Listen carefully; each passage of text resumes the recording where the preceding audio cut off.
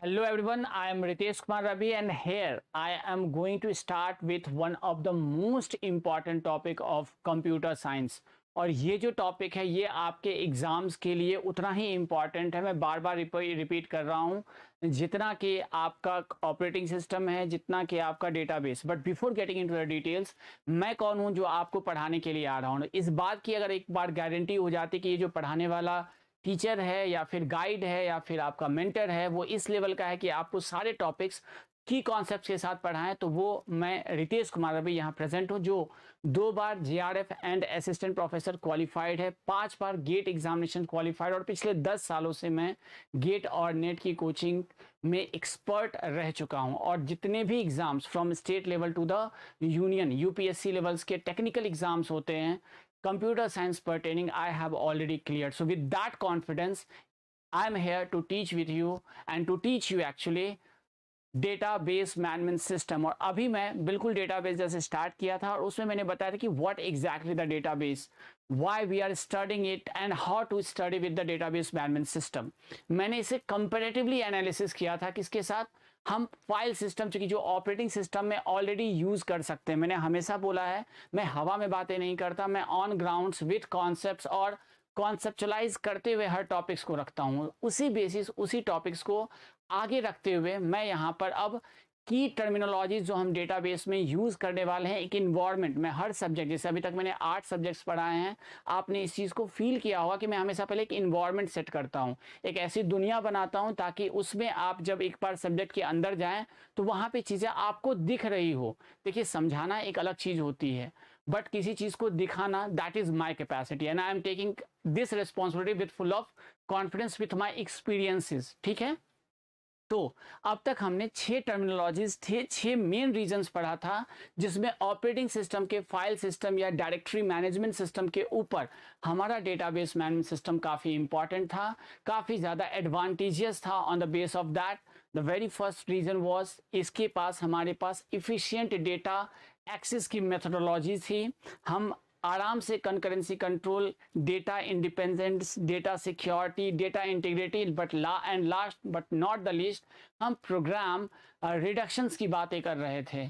जिन बच्चों ने मेरा इंट्रोडक्टरी क्लास नहीं देखा है, please go and get a feel that what exactly the database management system and how it is different from the other file management systems which is existing in our previous subject and that is none other than operating system. तो हमने एक proper subject, एक proper syllabus बनाया जिसमें सिर्फ और सिर्फ हम डेटा के मैनेजमेंट के बारे में पूछेंगे।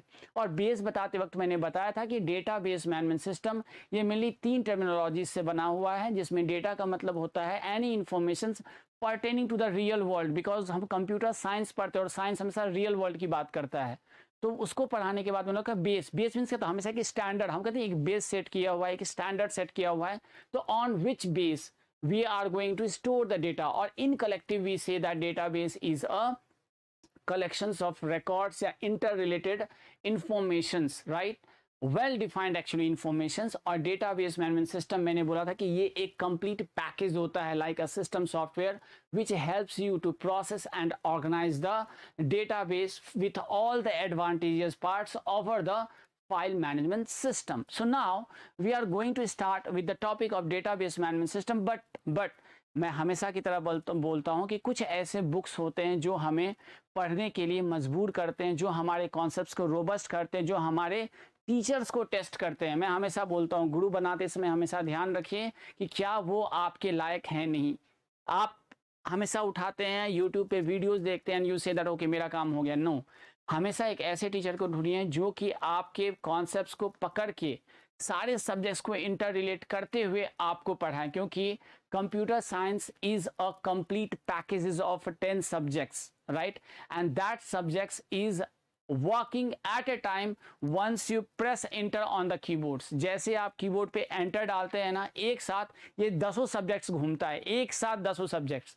तो जब भी आपको ये टीचर कोई पढ़ा रहे हो तो आई रिक्वेस्ट कि ये चेक करें कि क्या वो, जैसे मैंने अभी डेटाबेस मैनेजमेंट सिस्टम की बात की तो मैंने कहीं ना कहीं डेटा स्ट्रक्चर एंड एल्गोरिथम की बात की, मैंने ऑपरेटिंग सिस्टम की बात की और फिर मैं डेटाबेस की बात कर रहा हूँ, सो दैट कि आप इन चीज़ों को अच्छे से पकड़ सकें। और जिन बच्चों ने इन सब्जेक्ट्स को नहीं पढ़ा है या अगर एक बार रिवीजन की रिक्वायरमेंट है तो एटलीस्ट एक बार रिवीजन करके रेडी हो जाएं। तो अभी तक मैंने आपको पढ़ाते टाइम बताया था कि जब मैं डेटाबेस मैनेजमेंट सिस्टम की बात करता हूं तो हमारे लिए जो सबसे फोकस्ड पॉइंट रहता है कि हम सबसे पहले इनके टर्मिनोलॉजीज को समझें, जैसे what is data, what is database, what is database management system, और उसके पिक्टोरियली डायग्राम देखें।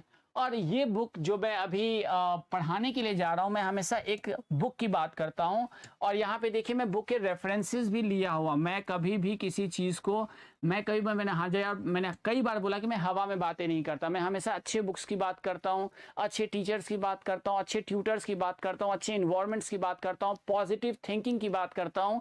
तो ये जो सबसे अच्छी बुक आती है वो एला मसरी नवाथे की बुक आती है, जो आपके डेटाबेस मैनेजमेंट सिस्टम के कॉन्सेप्ट्स को बिल्कुल रोबस्ट करती है। इनमें एक और एड ऑन आते हैं सुदर्शन सर, जो आईआईटी बॉम्बे से, जो कि हमारे एमएनआईटी के फैकल्टी रहे हुए हैं, उनके टीचर रह चुके हैं, उन्होंने भी बहुत अच्छा कंट्रीब्यूशंस दिया है in the database management system, specially written in the LMSRE and the Navathe book. So go and read whenever you get a time. Otherwise, my study is more than sufficient for your examination and that is my guarantee. और मैं guarantee बहुत सोच समझ के, तो अब तक तो आपको पता चल गया होगा कि ये सर हवा में बातें तो बिल्कुल भी नहीं करते हैं। So let's come on the topic that the introduction part I have already covered कि why database, why, how database and what exactly जब डेटाबेस मैनेजमेंट सिस्टम। तो हम कुछ की टर्मिनोलॉजीज की तरफ आते हैं। मैंने अपने बारे में ऑलरेडी आपको बता दिया, तो जो हमारे सिलेबसेस में मेन है हम उस पर ज़्यादा फोकस करेंगे, वरना पढ़ने के लिए हमारे पास कंप्लीट बुक्स हैं और मैं बुक के रेफरेंसेस को ही लेकर के चलूंगा, मैं कुछ इधर की बातें नहीं करूंगा। Always standard is the one of the best book of our computer science subjects, right. तो मैं अभी सबसे पहले बताना चाहूंगा आपको what is data and what exactly the database and what exactly the complete meaning of a database management system। Basic definitions मैंने की टर्मिनोलॉजीज के तौर पे आपको बोला है कि ये सारे की टर्मिनोलॉजीज जो मैं बार बार यूज करूंगा पूरे डेटाबेस में। अभी मैं सिर्फ जो ये पढ़ा रहा हूं इसके लिए माहौल सेट कर रहा हूं, इसके लिए इन्वायरमेंट सेट कर रहा हूं। फिर एक बार हम कल के क्लासेस के बाद जब जाएंगे तो सिर्फ डेटाबेस में मैं जब डेटा बोलूंगा तो आपको समझ में आ रहा होगा, डेटाबेस बोल रहा हूँ तो समझ में आ रहा होगा। तो हम इसको वन बाय वन अपने फील के तौर पे लेके चलेंगे, है ना। चलिए एग्जांपल्स ऑफ डेटाबेस ये हम देखेंगे जब एसक्यूएल की तरफ आएंगे बहुत डिटेल्स में, ठीक है। एक एग्जांपल हम हालांकि यूनिवर्सिटी का रख करके आपको बताना चाहेंगे कि क्या मतलब है रियल वर्ल्ड एग्जांपल का, और university is the best example for our real world database management system. Main characteristics इसमें क्या है जो मैं ऑलरेडी आपको बता दिया हूं, जिस वजह से हम इसे पढ़ना चाहते हैं। डेटाबेस यूजर्स कौन कौन से होते हैं, एडवांटेजेस क्या क्या हैं, जो कि मैंने विदाउट स्लाइड्स के पढ़ाया था, अब हम इसे स्लाइड्स में ही पढ़ेंगे फॉर योर नोट्स ओनली। ये देखिए मैं हमेशा स्लाइड से पहले कॉन्सेप्ट इसलिए देता हूं ताकि आप इन चीज़ों को अच्छे से समझ पाएं, और ये नोट्स में इसलिए देता हूं ताकि आने वाले टाइम में इन चीज़ों को आप कभी भी रिवीजन करना चाहें तो उनको देखकर रिकॉल कर पाएं। फाइन, तो हम स्टार्ट करते हैं अपने पहले स्लाइड से। तो पहले स्लाइड्स में जो types of database and the database applications हैं, हमेशा याद रखिए किसी भी एप्लीकेशन के दो पार्ट्स होते हैं। एक तो न्यूमेरिकल पार्ट होता है, जैसे नंबर्स, जैसे आपके रैंक्स हो गए, आपके डिग्री क्या कहते हैं स्कोर्स हो गए, मार्क्स हो गए। और दूसरा होता है टेक्सचुअल डेटाबेस, जैसे आपका नेम हो गया, आपका एड्रेस हो गया। हालांकि एड्रेस में कुछ न्यूमेरिकल होता है तो अल्फा न्यूमेरिकल भी लेके चलते हैं। तो हमेशा डेटाबेस में जो ट्रेडिशनल डेटाबेस हमारे टाइम में हुआ करता था, जैसे फॉर एग्जाम्पल आपके मार्क्स, अगर हमारे पहले मार्कशीट देखे जाए तो हमारा नाम सारे सब्जेक्ट्स के नाम हुआ करते थे which is in the textual form. अगर आपने इंग्लिश, हिंदी, मैथ, संस्कृत और गणित और सामाजिक विज्ञान इन सब सब्जेक्ट्स की बात करें तो इनके टेक्स्ट लिखे रहते हैं, उनके ठीक सामने में कुछ न्यूमेरिकल्स वैल्यू लिखे हुए थे, लाइक आप जितने मार्क्स आपने स्कोर किए हुए हैं। तो ये ट्रेडिशनल था, लेकिन आज हम बहुत आगे निकल चुके हैं डेटाबेस में। मल्टीमीडिया और मल्टी कम्युनिकेशंस की दुनिया में, कम्युनिकेशंस की दुनिया में हम हैं, जहाँ पे हमें 5G, 6G, 7G, 1000 Gbps MBPS की बातें हो रही, मैंने कंप्यूटर नेटवर्क में ऑलरेडी बता दिया है। तो हम यहाँ पे करते हैं मल्टीमीडिया डेटाबेस। अगर आप YouTube ओपन करें, आप अगर व्हाट्सएप या फिर फेसबुक, और अभी तो बहुत ज़्यादा चल रहा है इंस्टाग्राम आप लोगों की दुनिया में। तो मल्टीमीडिया मतलब 30 सेकेंड 40 सेकेंड के हज़ारों हज़ार में I think crore of videos हैं, है ना। और इनके जो स्टोर्स हैं, ये आप देखेंगे कि आप जिस मूड के होते हैं उस मूड का डेटाबेस, उस तरह के गाने, उस तरह के आपको रील्स दिखाई देते हैं। Reels I think short videos with in the limit of A 30 seconds बोला जाता है, तो वो हम इन जनरली देखते हैं। तो ये हमारे आज के जो मॉडर्न डेटाबेसेस हैं, मल्टीमीडिया डेटाबेस। ज्योग्राफिकल, आज आप गूगल मैप से दुनिया के किसी भी कोने में जा सकते हैं। भाई गूगल मैप से दुनिया के किसी कोने में कैसे जा सकते हैं भाई? ये गूगल मैप से ऐसा थोड़ी है कि कोई हवाई हुआ है भाई। सैटेलाइट से आपके एक एक एरिया को फॉर द 24/7 मॉनिटर किया जाता है, क्योंकि आप सैटेलाइट कम्युनिकेशन मैंने पढ़ा दिया है कि किस तरह से जियो स्टेशनरी सैटेलाइट्स आपके एक एक मूवमेंट का, एक एक सेकंड के मूवमेंट का इंफॉर्मेशन रखता है, आपके एक एक गली का इंफॉर्मेशन रखता है। ये सारी की सारी चीज़ें हम स्टोर करते हैं एज अ डेटाबेस। और आप जब भी मैप लगाते हैं गूगल मैप, चाहे उबर या ओला के टाइम में, आप जिस रास्ते से गुजर रहे हैं उसके लेफ्ट राइट में कौन कौन से की पॉइंट्स हैं, की लोकेशंस हैं, वो आपको दिखता रहेगा। फिर आज के टाइम में जो नेक्स्ट डेटाबेस हमारे लिए बहुत ही ज़्यादा इंपॉर्टेंट है, डेटा वेयर हाउसेज। मैंने बोला कि बिग डेटा का कॉन्सेप्ट तो अभी आप एक रिसर्च में सुन ही रहे होंगे, ब्लॉकचेन की बात कर रहे हैं हम लोग।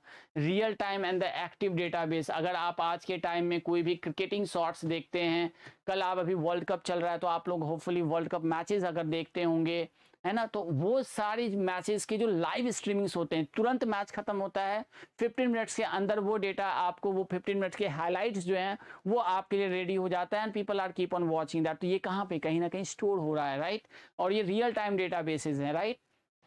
या आप अगर मेरे अभी वीडियोस देख रहे हैं, या कोई भी पर्सन जो कहीं कहीं वीडियोस देख रहते हैं, या लाइव कोई भी टेलीकास्ट हो रहा होता है, ये कहीं ना कहीं हमारे डेटाबेस में स्टोर होता है। और मैंने वहाँ पे भी कंप्यूटर नेटवर्क में बोला था कि इसी डेटाबेस को स्टोर करने के लिए या स्ट्रीम करने के लिए हमने TCP और UDP प्रोटोकॉल्स के यूज़ किए हुए थे। चलिए, वेल एंड फाइन, ठीक है। ऐसे हज़ारों हज़ार एप्लीकेशंस हैं। ये कुछ मेन इंपॉर्टेंट एप्लीकेशंस थे जिसकी वजह से मैं आपको ये इंस्टिंक्ट करना चाह रहा हूँ कि भाई हम डेटाबेस मैनेजमेंट सिस्टम पढ़ क्यों रहे हैं, because it's a huge data to access, store and organize. Very good. तो first part of the book मैं फिर से बोल रहा हूँ, नवाथे और Elmasri is one of the best writer of database management system. आप इसको रेफर कर सकते हैं apart from my book also if you get the time. If you don't have then my note is more than sufficient for the examinations. चलिए हम अब चलते हैं नेक्स्ट वाले टॉपिक्स की तरफ। तो मैंने अभी तक जो सबसे ज़्यादा टाइम दिया है जिसका नाम था data. What exactly the data? मैंने बोला data is just an information और the facts. Data is a known facts. कौन सा फैक्ट्स है? Known facts. ये देखिए अलग अलग मेरे कई इंटरव्यूज में भी पूछ दिया इन्होंने। जब मैं डेटा स्ट्रक्चर बोला तो उन्होंने बोला व्हाट इज डेटा, तो मैंने बताया था कि data is an information which in the database we are calling about the structure of the unstructured, but in general what does it mean? Any meaningful informations। दुनिया में हजारों हजार चीजें हैं, 1 लाख वीडियोस हैं।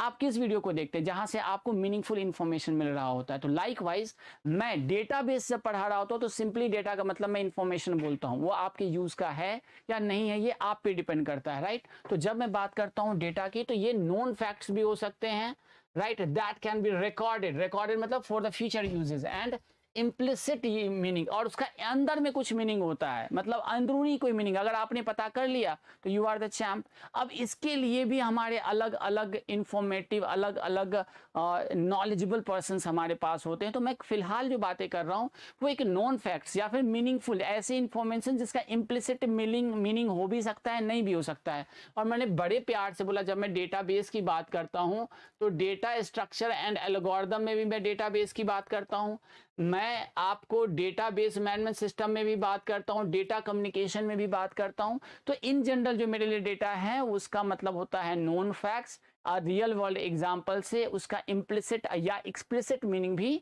हो सकता है। तो ये हम हमेशा इस चीज को याद रखेंगे। तो मैं इसी को बोलता हूं मीनिंगफुल इंफॉर्मेशन और मीनिंगफुल फैक्ट्स। तो अब अलग अलग लोग अलग अलग चीज़ों को लेकर चलते हैं, रिजिड हो जाते हैं, तो मैं उनको कुछ कह नहीं सकता हूं।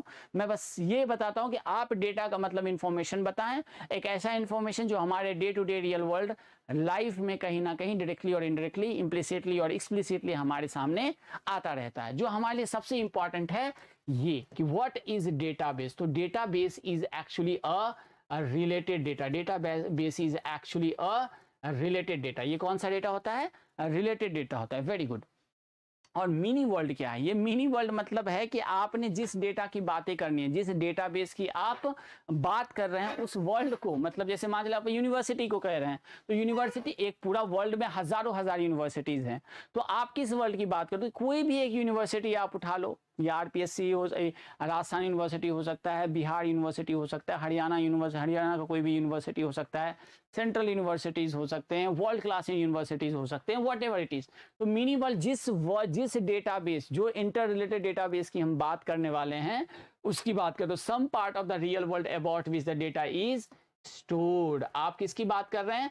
जिस डेटा के बारे में आपको कहीं ना कहीं कुछ ना कुछ नॉलेज है, उस वाले डेटाबेस की हम बात कर रहे हैं कि which data is going to be stored in a database. For example, student grades and the transcript at the university. देखिए ट्रांसक्रिप्ट क्या होता है? रिसर्च में हम जो चीज़ें यूज़ करते हैं, रिसर्च पेपर्स को, जो कि एज अ नॉर्मल वे में हम ट्रांसक्रिप्ट बोल देते हैं, स्टैंडर्ड वे में इसे हम ट्रांसक्रिप्ट बोल देते हैं। तो कोई भी स्टूडेंट के ग्रेड्स या उनके ट्रांसक्रिप्ट्स जो भी हैं, वो हम एट अ यूनिवर्सिटी, किसी भी, तो यूनिवर्सिटी को एज अ मिनी वर्ल्ड बोल सकते हैं, हॉस्पिटल को एज अ मिनी वर्ल्ड, जिस चीज़ की डेटाबेस में हम बात करने वाले हैं उसको हम उसका मिनी वर्ल्ड बोल देते हैं। इसमें कोई दिक्कत है क्या? आई डोंट थिंक कि कोई दिक्कत आप लोगों को होनी चाहिए।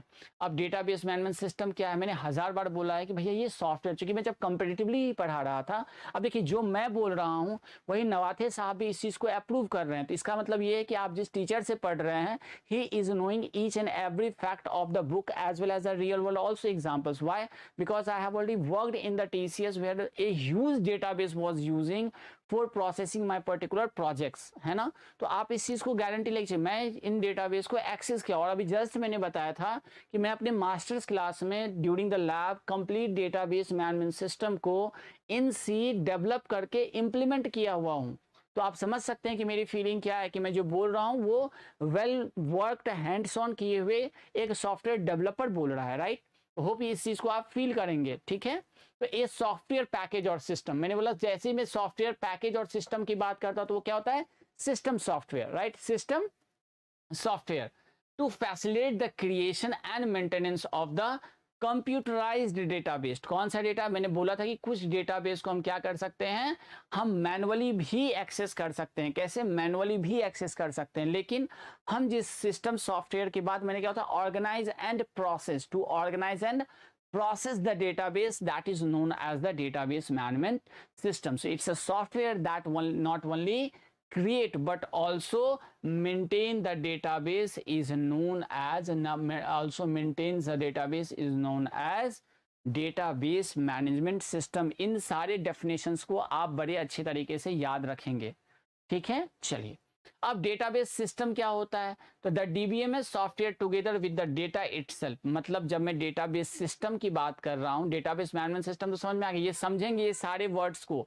डेटाबेस मैनेजमेंट सिस्टम कहता है, तो जब हम मैनेजमेंट की बात करते हैं तो it is having creations as well as, जब मैं बात करता हूं तो ये इसका मतलब है कि मैंने क्रिएशन की बात कर रहा हूं और साथ में मेंटेनेंस की भी बात कर रहा हूं। लेकिन जब DBMS software together with that data, जो डेटा की बात मैं कर रहा हूं उसको मैंने अपने आप कहीं पे स्टोर किया, एक्सेल फाइल में या कहीं किसी डिफरेंट फॉर्मेट्स में, और जब मैं इसको एक्सेस करने की बात करता हूं, उस पर्टिकुलर डेटा को थ्रू द सॉफ्टवेयर एक्सेस करने की बात करता हूं, तो उसे डीबी सिस्टम या डेटाबेस सिस्टम की बात करते हैं। और जब हम एसक्यूएल बनाते हैं तो हम इन चीज़ों को देखें, sometimes applications are also included, और समटाइम्स हम एप्लीकेशन को भी इंक्लूड करते हैं। फाइन, चलिए, अब इसी का मैंने एक पिक्टोरियल डायग्राम आपके बुक में दिया हो। देखिए मेरे कोई भी डायग्राम, मैं फिर से बोलता हूँ, बहुत ईमानदारी से बोलता हूँ, ये नवाथे साहब की किए हुए मेहनत है जिसको मैं आपके पास लेकर के आ रहा हूँ, और आपको ये स्टैंडर्ड बुक से पढ़ने के लिए भी रिकमेंड कर रहा हूँ। और मेरे नोट्स बिल्कुल उसी से मिलेंगे, ताकि आपके कॉन्सेप्ट क्वेश्चन भी डायरेक्ट यहीं से पूछे जाते हैं। इनके तो टर्म्स उठा के पूछ लेते हैं एग्जाम वाले, ये जो हमारे आईआईटी एनआईटी, अब मैं बोल रहा हूँ कि आईआईटी बॉम्बे के कोई टीचर हैं तो ऑब्वियसली मैं बोल रहा हूँ ना कि भाई उन्होंने डेवलप किया हुआ ये बुक है, तो जब उनको क्वेश्चन बनाने का या उनके स्टूडेंट्स को क्वेश्चन बनाने का मौका मिला होगा तो ऑब्वियसली उन्होंने भी यही बुक पढ़ा होगा और वो डायरेक्टली बोले होंगे। मैंने बोला था ना कि एक कहानी भी समझाई थी, भाई हमें 500 रुपये के कोरमेन की बुक, बोले गर्लफ्रेंड को 500 रुपये के चॉकलेट या एक ट्रीट दे दोगे, पार्टी दे, उससे कुछ नहीं जाएगा, लेकिन 500 रुपये की अगर बुक खरीद लोगे तो इससे हज़ारों गर्लफ्रेंड मिल जाएंगी। ये बहुत ही अच्छा लाइन मैं एक मैम ने मुझे बोला था during my master classes and it was very interesting and I really believe that it happens in our life। ये निश्चित रूप से हमारी ज़िंदगी में होता है। चलिए, तो मैंने क्या बोला कि कोई एक प्रोग्रामर है, क्या है, कोई एक प्रोग्रामर, यूजर्स प्रोग्रामर है। कौन है? एक यूजर। थोड़ा सा ब्लर्ड हो रहा होगा because it is a picture, तो it's not a big deal, आप इसको थोड़ा सा कवर करेंगे, है ना। तो एक यूजर या प्रोग्रामर्स हैं जो प्रोग्राम लिखते हैं। अब ये किस तरह से प्रोग्राम्स लिखते हैं? ये लिखते हैं कि भाई हम डेटाबेस सिस्टम की बात कर रहे हैं। किसकी बात? डेटाबेस मैनेजमेंट सिस्टम की बात नहीं कर रहे हैं, डेटाबेस सिस्टम की बात कर रहे हैं। तो भैया एप्लीकेशन प्रोग्राम और क्वेरीज विथ द डेटा मतलब मैंने डेटा भी उठा लिया, मैंने एक सॉफ्टवेयर उठाया और प्लस डेटा भी उठा लिया। तो ये मैंने क्या किया कि सॉफ्टवेयर टू प्रोसेस, देखो तो एप्लीकेशन प्रोग्राम जो होता है वो मेरा क्या कहलाता है? Database system. और डेटाबेस सिस्टम सॉफ्टवेयर क्या होता है? एक कंप्लीट पैकेजेस होता है, a software to process the queries. अब यहाँ पे जब मैं बात करता हूँ तो मैं एसक्यूएल की बात करता हूँ, मैं जब यहाँ पे बात करता हूँ तो ओरेकल की बात करता हूँ, है ना। उम्मीद करता हूँ software to access stored data, access और store data. So store data definition means meta data. अब ये मेटा डेटा क्या होता है, स्टोर्ड डेटा क्या होता है, ये सब हम बहुत ही डीप में देखने वाले हैं। मेटा डेटा को हम फिजिकल डेटा भी बोलते हैं, ऐसा डेटा जो हमारे एक्सेस में तो नहीं है, लेकिन कुछ डेटा को हमने कुछ ऐसे सिस्टमैटिक वे में स्टोर कर लिया है कि हम उसे देख सकते हैं, अब किसी मेमोरी पार्ट में कोई डेटा कैसे स्टोर है उससे हमारा क्या लेना देना है? हमारा लेना तो देना ये है कि भाई जो डेटा कहीं पर भी हो, जब मैं उसे एक्सेस करने का कोशिश करूं तो वो मेरे सामने प्रेजेंट हो जाए, और जिस डेटा को एक्सेस करने के लिए मैं चाहूं उस डेटा को based upon the dBA constant में फिर से अंडरलाइन करता हूं, कुछ ऐसे लिमिटेशंस में बोलना चाहूंगा फिलहाल तो, क्योंकि कॉन्स्टेंट हमारे पास आने वाला है, what exact the constant means. ठीक है, तो इसके बेसिस पे जब हम किसी काम को करते हैं तो हम इसे क्या बोलते हैं? Database management system. और ये हमारा सबसे पहले यूजर प्रोग्रामर होता है, जो एक प्रोग्राम एक या दो लाइन का, मैंने बोला कि स्टेप क्वेरी लैंग्वेजेस हम लिखते हैं। जब हम गूगल पे सर्च करते हैं कोई भी चीज़ तो भैया वहाँ आपको लग रहा होता है कि आपने सिर्फ और सिर्फ for an example database management system book Navathe लिखा है, तो भैया वहाँ पे एक क्वेरी लैंग्वेजेस लिख करके सर्वर पे भेजा जाता है और वो लैंग्वेजेस आपको मिलेगा। और वो कैसे मिलेगा? जब मैं पढ़ा रहा हूँ तो इन चीज़ों को मैं दिखाऊंगा भी, ठीक है। चलिए, तो एप्लीकेशन प्रोग्राम या क्वेरीज जब आप लिखते हैं तो एक पर्टिकुलर पैकेजेस ऑफ सॉफ्टवेयर्स बनाया जाता है। जैसे कि मैं अगर पूरे सिस्टम सॉफ्टवेयर की बात करूं तो एसक्यूएल या ओरेकल एक बहुत बड़ी कंपनी है ये, है ना। ओरेकल डेटाबेस आपने सुना होगा, राइट। ये हमारे टाइम में भी हमारे कॉलेजेस में आए हुए थे प्लेसमेंट के टाइम में। चलिए, अगर अब मैं बात करता हूं तो अब मैं बात कर रहा हूं टिपिकल डेटाबेस फंक्शनैलिटीज की, ठीक है। तो वो आपने देख लिया कि डेटा किसे कहते हैं, डेटाबेस किसे कहते हैं, डेटाबेस मैनेजमेंट सिस्टम किसे कहते हैं। चलिए, define a particular database in terms of its data type, समझेंगे। अब डेटा टाइप का क्या मतलब है? डेटा टाइप का मतलब बहुत सारा चीज़ होता है। अगर मैं सी में बात करूं तो उसके अलग मतलब होते हैं, जैसे इंटीजर, कैरेक्टर, फ्लोट। यहाँ पे डेटा टाइप की मैं बात करूं तो यहाँ पे अपने डेटा टाइप में फॉर एग्जांपल कि टेक्सचुअल है कि न्यूमेरिकल है कि अल्फा न्यूमेरिकल है, स्ट्रक्चर्स क्या है, उस डेटा किस तरह से स्टोर्ड किया है, और उसके कॉन्स्टेंट्स क्या हैं, की कॉन्स्टेंट्स क्या क्या हैं, क्या नाम है, रिलेशनल कॉन्स्टेंट्स क्या क्या हैं। तो ये सारी चीज़ें हम पढ़ने वाले हैं। तो जब भी मैं डिफाइन करता हूँ a particular database in terms of, ये याद रखेंगे, डेटा टाइप्स, है ना, स्ट्रक्चर एंड की कॉन्स्टेंट्स, तो हम इसको क्या बोलते हैं? इसको हम बोलते हैं डेटाबेस फंक्शनैलिटीज। तो कंस्ट्रक्ट और load the initial database contents on a secondary storage. तो ये सारे डेटाबेस कहाँ पे स्टोर होते हैं? Secondary storage. अब ये याद रखेंगे, प्राइमरी स्टोरेज की जब मैं बात करता हूँ तो वो कौन सी डेटा की बात करता हूँ? Very good. ये मैं ऑपरेटिंग सिस्टम में चूंकि फाइल को एक्सेस करने के लिए हमेशा मुझे सीपीयू के पास मेमोरी लेकर के जाना पड़ता है, तो उसमें काफ़ी कॉस्टिंग होती है। रजिस्टर्स को हम एक्सेस करते हैं, कैशे मेमोरी को एक्सेस करते हैं, विच इज़ वेरी कॉस्टली। तो अगर कॉस्ट वाइज में देखें तो ये हमेशा मेरे पास यहाँ पे होता है सेकेंडरी डेटा। और सेकेंडरी डेटा की मैं बात करूं तो आप लोगों को याद होगा मैं डिस्क की बात करता था। किसकी बात करता था? डिस्क की, जो कि ऑप्टिकल और मैग्नेटिक डिस्क होते थे। ऑप्टिकल और मैग्नेटिक डिस्क होते थे। कौन से डिस्क होते थे? ऑप्टिकल और मैग्नेटिक डिस्क की मैं बात करता था, राइट। तो ये आपको डिस्क ड्राइव, अभी भी अगर ड्राइव बोलते हैं ना, हार्ड डिस्क या ड्राइव, तो जो आप क्या करते हैं, मूवीज उठा करके लेके जाते हैं। हालांकि वो डेटाबेस नहीं है, बट फिर भी अगर किसी एक्सेल फाइल को आप उठा के ले जाते हैं, किसी कंपनी के, आप किसी कंपनी में वर्क कर रहे हैं, आपके पास एक्सेल फाइल या कोई भी ऐसा डेटाबेस स्टोरेज फाइल्स है, तो हम जब उसकी बात करते हैं, ये हमारे सेकेंडरी मेमोरी। और जो क्या बोलता है, हमारा लीस्ट कॉस्टेबल होता है। अगर आपने पढ़ा होगा तो मैंने कॉस्टिंग बताई, तो ये लीस्ट कॉस्टली होता है, ये लीस्ट कॉस्टली होता है, ठीक है। चलिए, मैनिपुलेटिंग द डेटाबेस। अब इसमें क्या काम करते हैं? मैनिपुलेट मतलब क्या होता है? अपडेट। मैनिपुलेट मतलब मैं क्या बोलता हूँ? अपडेट। अब मैनिपुलेट, अपडेट कहने का मतलब कई चीज होता है। आप रिट्रीवल करते हैं, आप मॉडिफाई करते हैं, आप एक्सेस करते हैं। अब डेटा क्या क्या करते हैं? आप रिट्रीव करते हैं, तो क्वेरिंग, जनरेटिंग द रिपोर्ट्स, ये काम होता है रिट्रीवल। मॉडिफिकेशन, इंसर्शन, डिलीशन और अपडेशन, ये सारी चीजें मैनिपुलेशन की जब मैं बात करता हूं तो एक्चुअली मेरा कहने का मतलब होता है कि आप रिट्रीवल करते हैं, मॉडिफिकेशन करते हैं और एक्सेस करते हैं। साइनोनिम्स की तरफ याद रखें तो अपडेट से आप सारी चीजें समझ सकते हैं कि भैया इसका मतलब क्या है।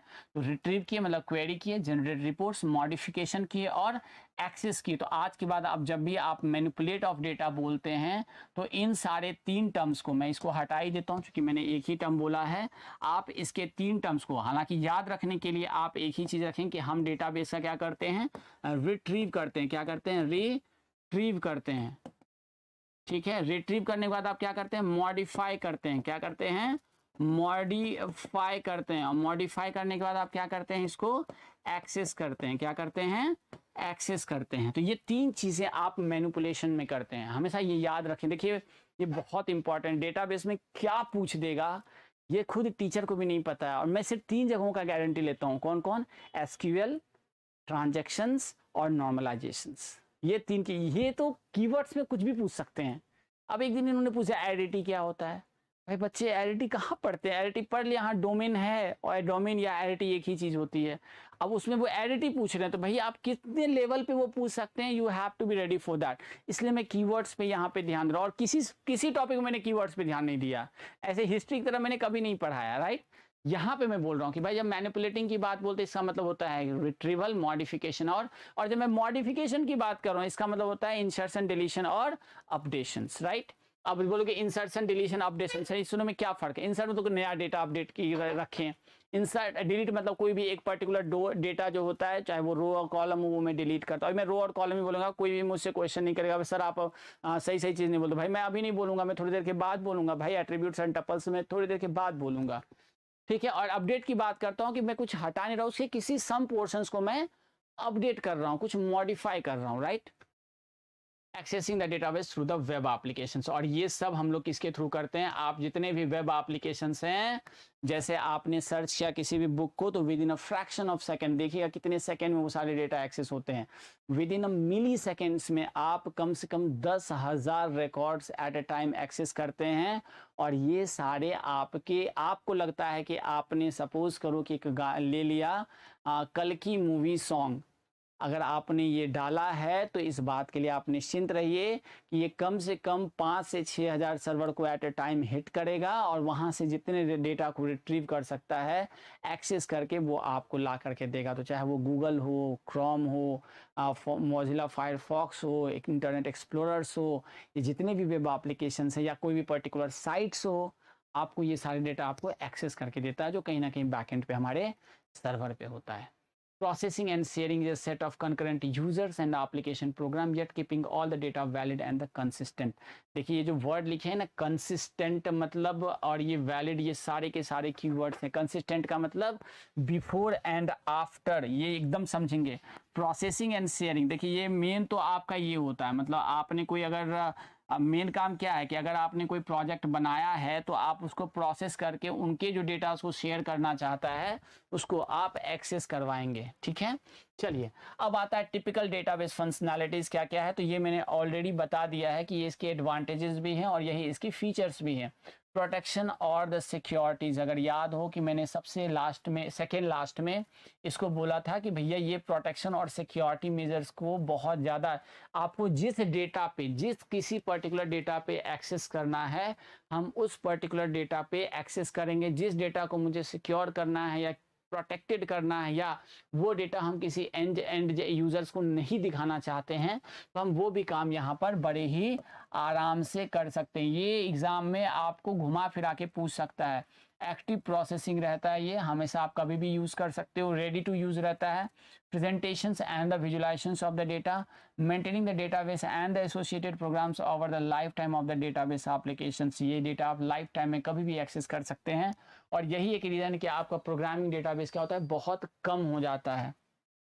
कॉल डेटाबेस, अब ये देखिए, ये आप डेटाबेस को आप कॉल कर सकते हैं। मैंने अभी जस्ट बोला सॉफ्टवेयर बना सकते हैं through the software, through the system maintenance, है ना। ये सब आप काम बड़े ही आराम से कर सकते हैं, ठीक है। अब आते हैं हम नेक्स्ट वाले टॉपिक की तरफ कि भैया ये mini world, example of A database. अभी मैंने बोला था कि भाई मिनी वर्ल्ड कैसा होता है। तो जब भी हम डेटाबेस बनाते हैं तो उसमें कुछ टर्म्स आते हैं ना। तो अभी मैं सबसे पहला टर्म जो बोलता हूँ उसको बोलते हैं एंटिटी। क्या बोलते हैं? एंटिटी। एंटिटी का मतलब क्या होता है? देखिए, जब हम मिनी वर्ल्ड में बोलते हैं तो मिनी वर्ल्ड में वेल डिफाइंड, मैंने क्या बोला था कि जब भी हम डेटाबेस की बात करते हैं तो वेल डिफाइंड डेटाबेस की बात करते हैं। वेल डिफाइंड डेटाबेस की बात। वेल डिफाइंड डेटाबेस का क्या मतलब है? तो वेल डिफाइंड डेटाबेस का मतलब होता है जो well defined real world example में जिसमें कुछ प्रॉपर्टीज होते हैं जिसके थ्रू हम किसी चीज को आइडेंटिफाई कर सकते हैं, that is called as my entity. That is called as my entity. तो एंटिटी का मतलब होता है वेल डिफाइंड, ये जो एंटिटी है इसका मतलब होता है well defined properties of any substance. Well defined properties. अब ये वेल डिफाइंड प्रॉपर्टीज का बहुत ही भास्ट मतलब है। जब भी मैं किसी चीज की वेल डिफाइंड प्रॉपर्टी की बात करता हूं तो इसका मतलब हजारों हजार होता है। तो what do you mean well defined? ऐसा जिससे हम किसी चीज को रिकॉग्नाइज कर सके। क्या कर सके? हम रिकॉग्नाइज कर सके, रिकॉग्नाइज कर सके। तो हम इसे क्या बोलते हैं? Well defined property. तो सब मिनी वर्ल्ड एंटिटीज क्या क्या हैं वो देखेंगे। स्टूडेंट्स, जैसे आप, अगर मैं यूनिवर्सिटी की बात करता हूँ उस मिनी वर्ल्ड में मैंने, अब एक यूनिवर्सिटी में क्या क्या होता है? यूनिवर्सिटी में हमारे पास स्टूडेंट होंगे।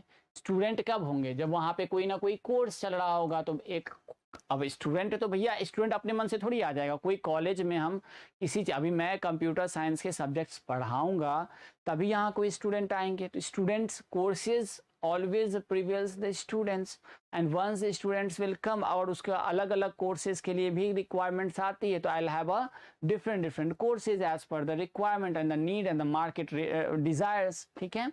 फिर उसके कई कई सेक्शंस बनेंगे। अब कोई जरूरी नहीं कि एक ही सेक्शंस में सारे के सारे काम हो जाएंगे। स्टूडेंट्स बहुत ज़्यादा हुआ तो उसके अलग अलग सेक्शंस बनेंगे और उसकी वजह से हमें एक डिपार्टमेंट, जैसे computer science department, civil engineering department, mechanical engineering department, और इन सब को करने के लिए मुझे ये बेसिक, ये सारे के सारे हम डिफाइन कर सकें। इंस्ट्रक्टर को कैसे कहेंगे? Instructor is those well defined properties. क्या होगा इंस्ट्रक्टर का? जो who teaches us, who gives the mentoring, who always guides for a particular subjects is called as a department is a section of people or a collection of people which performs a specific or the same kind of task in the particular section of area।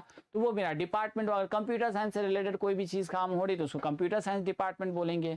अब उसमें कई सारे sections हैं, section A, section B, section C, या हो सकता है HR section भी कंप्यूटर साइंस में हो, या हो सकता है कि लैब सेक्शन हो।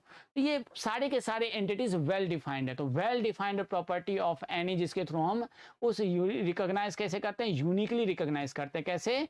यूनिकली। इसमें हम ये यूनिक वर्ड जो है ना, यूनिकली, ये बहुत ही ज्यादा इंपॉर्टेंट है। इस पे बहुत है। तो आई थिंक ये एग्जांपल आपको क्लियर है कि मैं जब डेटाबेस की बात करता हूं तो ये हमारा कंप्लीट एक डेटाबेस सिस्टम का क्या है? ये पूरा एक एंटिटी है जिसको क्या बोलेंगे हम? Mini world entities.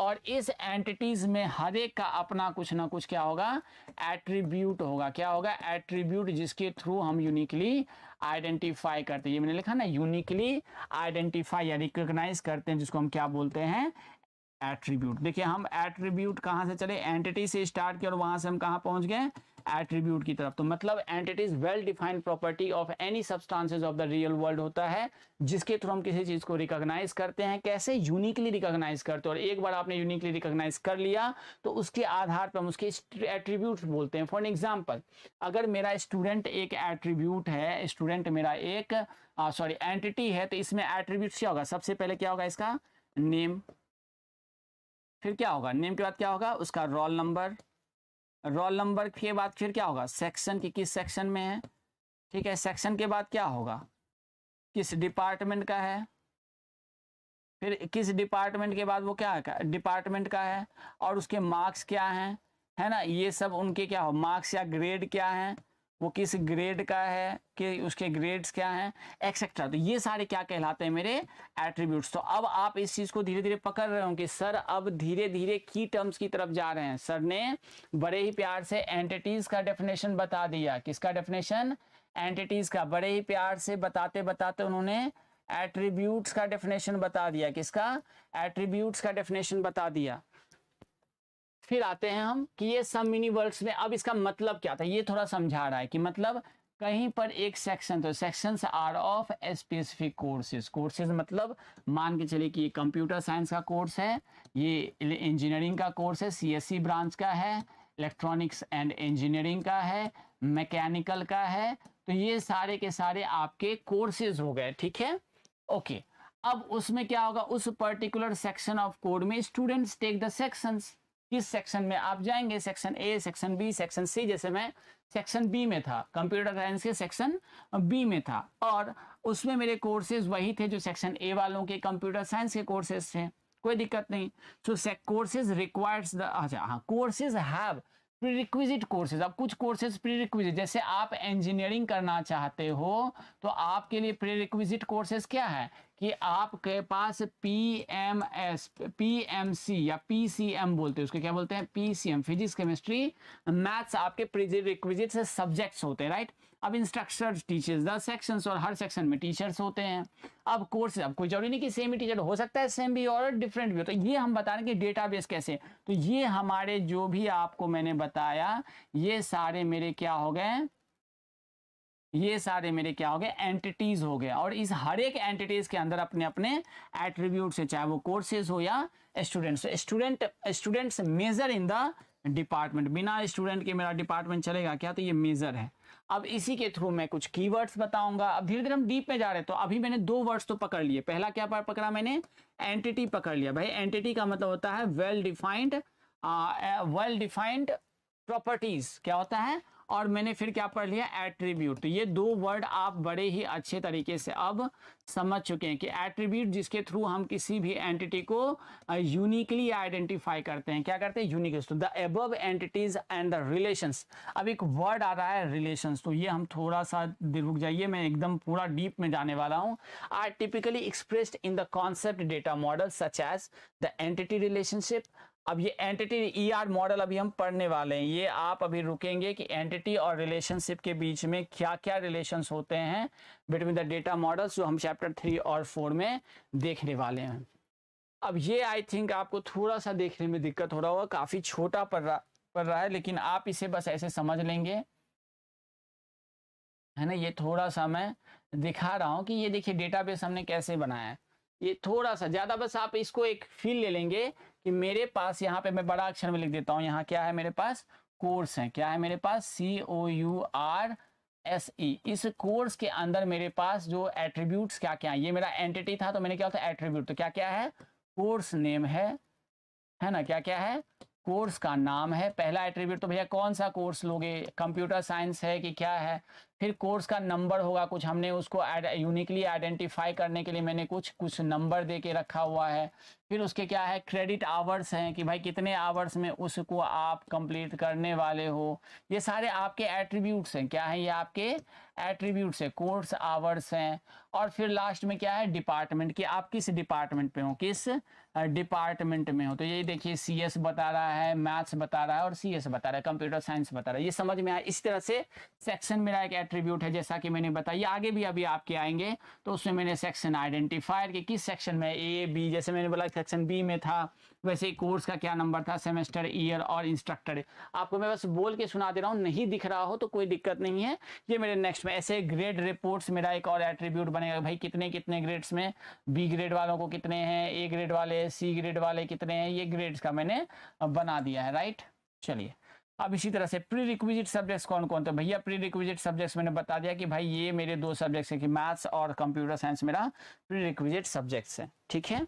चलिए अब आते हैं main characteristics of the database approach. देखिए डेटाबेस के अप्रोच का क्या मतलब है, मतलब आप जब डेटाबेस बना रहे होते हैं तो ऐसी कौन कौन सी चीज है जिस पे आप सबसे ज्यादा ध्यान देते हैं। आप ऐसा कौन कौन सा चीज है जिस पे आप सबसे ज्यादा ध्यान देते हैं। तो देखिए अभी जो डेफिनेशन मैं बोलूंगा ना, आई रिक्वेस्ट कि इसे आप एकदम से रटाफाई कर लें, समझ करके, किस करके, समझ करके आप इसका एक बार रटाफाई कर लें। देखिए ये डेटाबेस कैटलॉग, कैटलॉग का मतलब समझ में आता है। इन रियल वर्ल्ड कैटलॉग का क्या मतलब, कोई बता सकते हैं क्या। ये कैटलॉग जो वर्ड है इसका क्या मतलब होता है। देखिए आप लोग अक्सर सुने कुछ कैटलॉग लगा के रखो। जब भी आप कभी कोई भी शॉपिंग के लिए जाते हैं तो अक्सर दुकानदार क्या करते हैं, साड़ी वाले अक्सर बोलते हैं कैटलॉग लगा के रखा है। या फिर आप डायमंड या ज्वेलरी में जाएंगे तो कुछ कौन सा कैटलॉग का मैं दिखाऊं मैम। तो देखो ADBMS catalogue stores a descriptions of a particular database.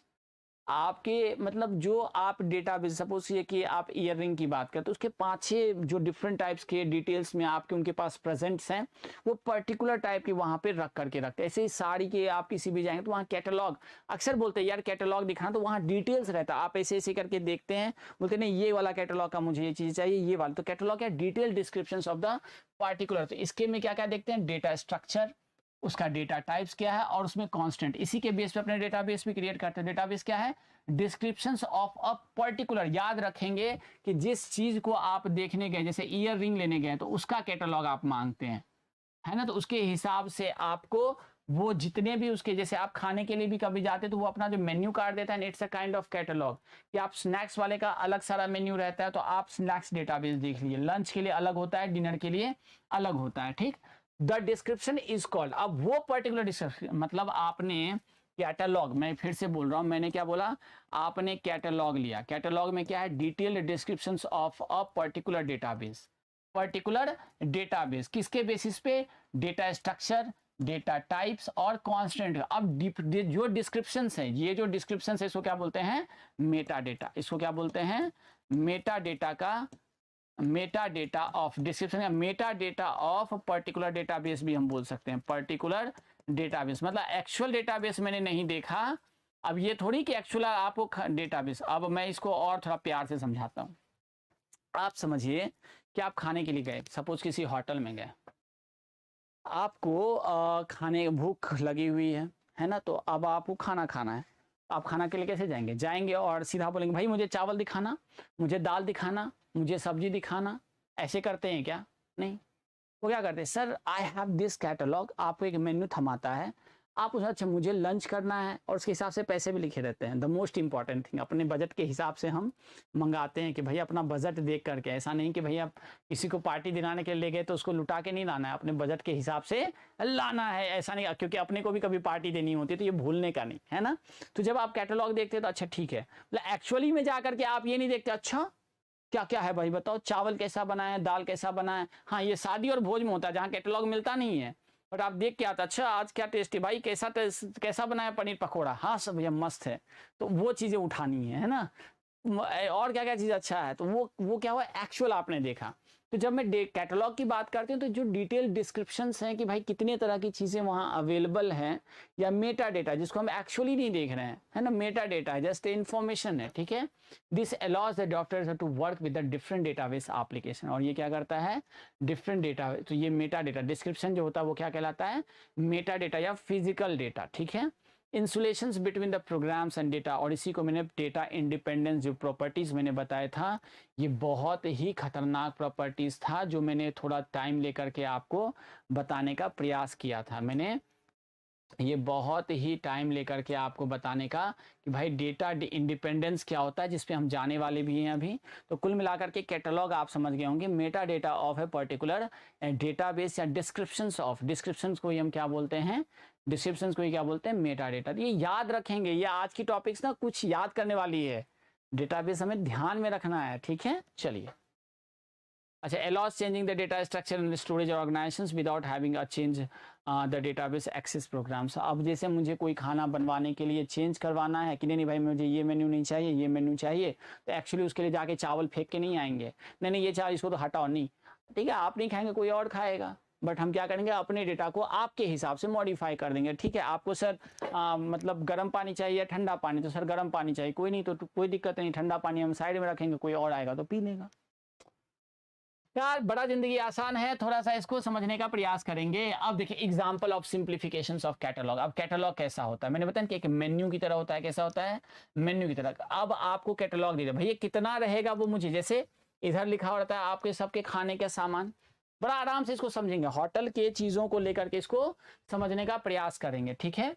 तो आप इसको समझेंगे कि जब मैं बात कर रहा हूं रिलेशन, तो catalogue is a very example. तो क्या ये किसका एग्जांपल है, कैटलॉग है, database catalogue for the database in figure 1.2। तो ठीक है, कोई दिक्कत नहीं, जो हम अभी देखेंगे भी वो। तो मैंने क्या किया, student, course, section, grade report और प्रीरिक्विजिट्स में क्या क्या है, तो 4 स्टूडेंट के कॉलम है, नंबर ऑफ कॉलम्स 4 है स्टूडेंट में, कितने कॉलम्स बने हैं, कोर्सेज में 4 हैं, सेक्शन में कितने हैं, 5 हैं, ग्रेड रिपोर्ट में कितना है, प्रीरिक्विजिट्स में कितना है, 2 है। अब ये कहाँ से मैंने उठाया है, ये भी मैं आपको दिखा दूं। देखो मैंने यहाँ एक्चुअली ये वाला डेटा देखेंगे आप, यहाँ पे देखिए एक कॉलम, मैं इसको नंबर से ही लिखता हूँ, बड़े प्यार से समझेंगे इसको, ये पूरा गणित है भैया, ये पूरा ही गणित है, कोई इसको अलग नहीं लेंगे। ये 1 2 3 4 और 5 ये किसका, सेक्शन का है। अगर ग्रेड रिपोर्ट की बात करें तो इसमें 1 हो गया, ये 2 हो गया और ये 3 हो गया, और मैं प्रीरिक्विजिट्स की बात करूं तो 1 और 2। तो ये क्या था, डिटेल्ड डिस्क्रिप्शन। तो अगर मैं देखता हूं कि भाई मेरे डेटाबेस में इसका, जब मैं कैटलॉग की बात करता हूं, किसकी बात करता हूं, कैटलॉग की बात करता हूं, तो आपने कैटलॉग में क्या रखा है, 2 पार्ट में बांट दिया है कैटलॉग को, 2 part. It's a detail description of the particular data. और ये किसकी है, यूनिवर्सिटी, ये मिनी वर्ल्ड इसको कहते हैं, यूनिवर्सिटी की मैं बात, इसको 2 पार्ट में हमने बांटा हुआ है, राइट। एक पार्ट में हमने जो भी एंटिटी रखा है, क्या रखा है, जो भी एंटिटी रखा है, और उस एंटिटी में कितने एट्रीब्यूट्स हैं, क्या हैं, एट्रीब्यूट्स हैं, कितने एट्रीब्यूट्स हैं, वो हमने एट्रीब्यूट्स मतलब ये जो कॉलम, या कॉलम लिख देता हूं। अभी क्या है कि अभी मैं रिलेशनल डेटा में जब आऊंगा तो वहां पे एट्रीब्यूट्स एंड टपल्स की बात करूंगा, तो मैं कॉलम की बात कर देता हूं, मैं कॉलम की। जैसे अपने खाने के लिए जाते हैं तो भैया आपको यहाँ सारे खाने के सामान लिखे होते हैं, और जस्ट उसके सामने में कितना प्राइस है भैया वो लिखा हुआ होता है, ठीक है, कि हाफ प्लेट का कितना है, फुल प्लेट का कितना है, क्वार्टर प्लेट का कितना है। तो जैसे सपोज कीजिए यहाँ कोर्स की बात मैं कर रहा हूँ, कितनी, तो कोर्स में कितना है, 4 है। फॉर एग्जाम्पल मैं अगर प्रीरिक्विजिट्स की बात करूँ तो प्रीरिक्विजिट्स में कितने हैं, प्रीरिक्विजिट्स में कितना है, 2 है। तो अगर आप गौर से देखेंगे तो ये वही चीज़ें लिखिए, प्रीरिक्विजिट्स में 2 हैं, सेक्शन में 5 था, कोर्सेज में 4 है, स्टूडेंट में 4 है। तो ये नंबर ऑफ क्या है, कॉलम्स है, जिसको हम आगे बोलेंगे एट्रीब्यूट्स। क्या बोलेंगे, एट्रीब्यूट्स।